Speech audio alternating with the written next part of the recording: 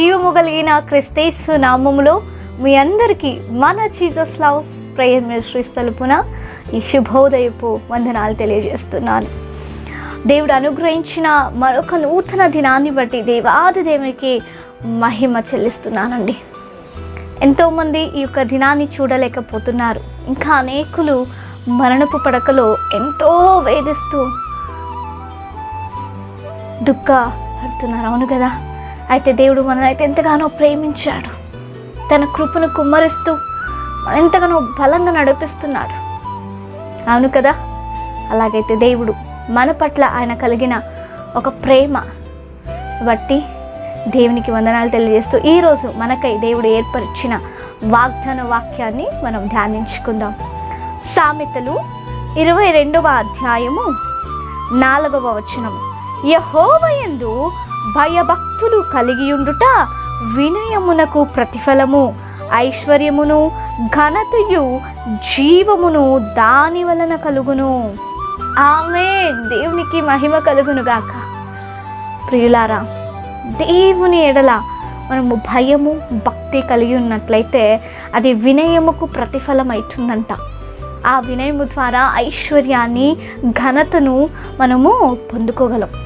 ఈ లోకంలో మనం చూసినట్లయితే అనేకులు ఆ ఐశ్వర్యాన్ని పొందుకోవటానికి అనేక చెడ్డ మార్గంలో పోతున్నారు. అవును కదా. చెడు మార్గము, చెడు పనులు చేస్తున్నారు.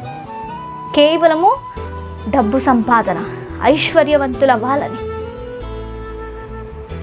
ఎంతో మరొకరికి కీడు చేయుట ద్వారా, మరొకరిని మోసము చేయుట ద్వారా అనేకులు ఆ డబ్బు సంపాదన చేస్తున్నారు. వాళ్ళు అనుకుంటున్నారు ఈ డబ్బు మనల్ని ఏనో ఐశ్వర్యవంతులుగా చేస్తుంది, ఒక ఘనతను తెస్తుందని వాళ్ళు అనుకుంటున్నారు. ఈ లోకపు మనుషులు అలా ఆలోచించి ఉండొచ్చు. దేవుని బిడ్డలముగా సో మనం ఏం చేస్తున్నాం? మనము కూడా లోకపు ఆలోచన ద్వారా నడుస్తున్నామా? అనేకులు దేవునికి సమయం ఇవ్వకుండా పని పని అని, డబ్బు సంపాదన అని దానికే సమయం వ్యర్థం చేస్తున్నారు, వృధా చేస్తున్నారు. ఘనత తెచ్చుకోవాలని ఎంతో ప్రయాసపడుతున్నారు. మంచి పేరు తెచ్చుకోవాలని ఎంతో ప్రయాసపడుతున్నారు. అది వ్యర్థమే. దేవుని భయభక్తి మనలో లేకున్న ఎడల, దేవుని పట్ల విశ్వాసము లేకున్న ఎడల, దేవుని పట్ల ఆసక్తి మనకు లేకున్న ఎడల మనం పడే ప్రయాస అంతా వృధా అయిపోతుంది. ఎంత సంపాదించినా ఆ సంపాదన వ్యయమైపోతుంది. ప్రియులారా, మనకు తెలియకుండానే అనేక ఖర్చులు, అవును కదా, బాకీ తీర్పడాలు, వడ్డీ కట్టడాలు చూస్తున్నాం మనం. ఏమవుతుంది ఆ సంపాదన?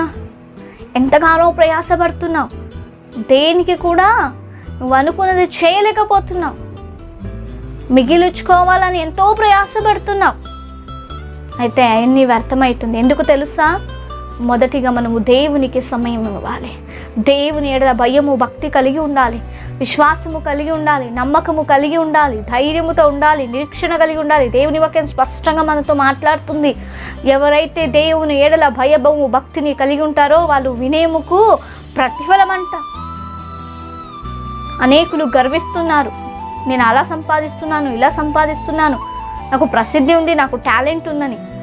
ఒకానొక రోజు వాటన్నిటినీ మీరు విడిచిపెట్టాల్సి వస్తుంది. మీరు విడిచిపెట్టేది కాదండి, అవే మీకు దూరం అయిపోతాయి. ఆ గర్వం మనలో ఉండకూడదు. గర్వము ముందు మరణము నడుస్తుంట.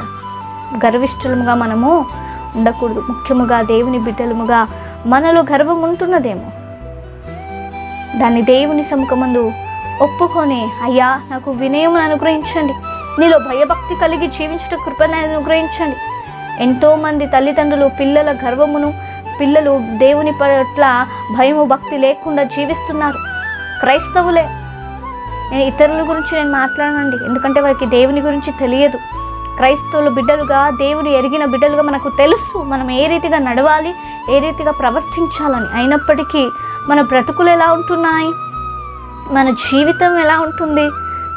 నిజముగా మనము దేవుని పట్ల భయము భక్తి కలిగి ఉన్నట్లయితే దేవుడే మనకు ఘనతనిస్తాడు, దేవుడే మనకు ఐశ్వర్యాన్ని ఇస్తాడు. సొలొమోను రాజును మనం చూస్తున్నాము కదా, ఎంతో వినయము, ఎంతో భయము భక్తితో సో దేవుని ప్రజల కొరకు ఆయన జ్ఞానం అడిగాడండి. ఎంతో భక్తితో అడిగాడు జ్ఞానాన్ని. దేవుడు తనలో ఏ స్వార్థము చూడలేదు. తనకై తను ఏమీ అడగట్లేదు. నా బిడ్డల కోసం ఆయన మొరపెడుతున్నాడు కదా, నా బిడ్డల కోసం ఆయన భయము భక్తితో ప్రార్థిస్తున్నాడు కదా అని జ్ఞానము జతలో ఘనమును ఐశ్వర్యమును దేవుడు అనుగ్రహించాడు. ఆమేన్, హల్లెలూయా. అదే రీతిగా సొలొమోనుకు దేవుడు అనుగ్రహించిన రీతిగా మన పట్ల ఎంతో ప్రేమ కలిగి ఉంటున్న దేవుడు నీ ఎడల నాడేలా ఎంతో ఉద్దేశము కలిగి తన చిత్తాన్ని నెరవేర్చాలని ఆలోచించిన మన యేసయ్య మన పట్ల ఆ కార్యము చేయగలడు.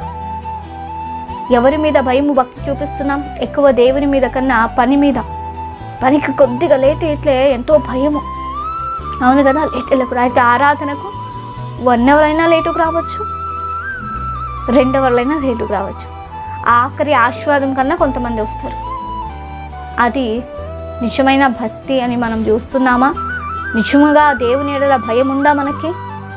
పనిలో ఆఫీసర్ అరుస్తారేమో, మేనేజర్ అరుస్తారేమో, సూపర్వైజర్ అరుస్తారేమో, మరొకరు మనల్ని తిడతారేమో, అవును కదా, ఎంతో భయముతో పోతాం కదా.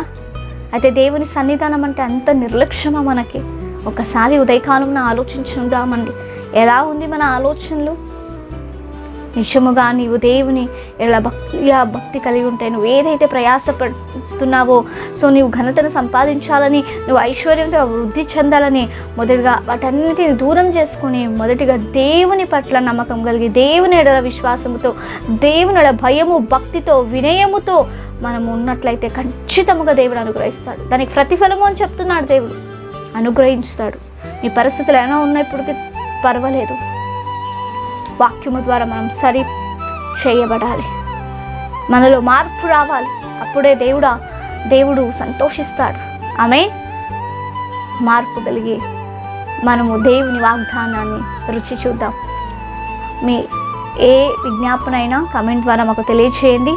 మరి ముఖ్యంగా మరొక విషయం ఏమంటే, సో ఈ వాగ్దానం ఎలా తెలుగులో మీరు చూస్తున్నారో అలాగే కన్నడ వాగ్దానాలు కూడా వస్తున్నాయి. మీకు తెలిసిన వారు కన్నడ వారు ఎవరైనా, మీకు పరిచయస్తులు కానీ, మీ సంబంధులు కానీ, మీ స్నేహితులు ఎవరైనా ఉంటే, సో ఆ కన్నడ వాగ్దానాన్ని కూడా మీరు షేర్ చేయొచ్చు. సో వాళ్ళు కూడా ఆశీర్వాదం పొందుకుంటారు. ఆమె ప్రార్థించుకుందాం. పరిశుద్ధుడైన గొప్ప దేవా, నీకు స్తోత్రాలు. నిన్న నేడు నిరంతరం ఏకరీతి ఉంటున్న దేవా, నీకు వందనాలయ్యా. ఈ వాగ్దానం ద్వారా మీలో భయభక్తి కలిగి వినయముతో ప్రతిఫలము పొంది ఘనతయు ఐశ్వర్యము కలిగి అయ్యా నీ మహిమార్థమై జీవించకు ఈ వాగ్దానము చూసిన ప్రతి బిడ్డకు మీరు అనుగ్రహించి నడిపించమని, ఒక మార్పు ఆ గృహములో ఆ ఆత్మలో మీరు తీసుకోరమని మా అందరినీ చేతికప్ప చెప్తూ యేసుక్రీస్తు నామములో అతి వినయంతో బ్రతిమలాడి అడిగి వేడుకొని పొంది ఉన్న మా గొప్ప పరలోకమందున పరమ తండ్రి. ఆమేన్. Praise the lord.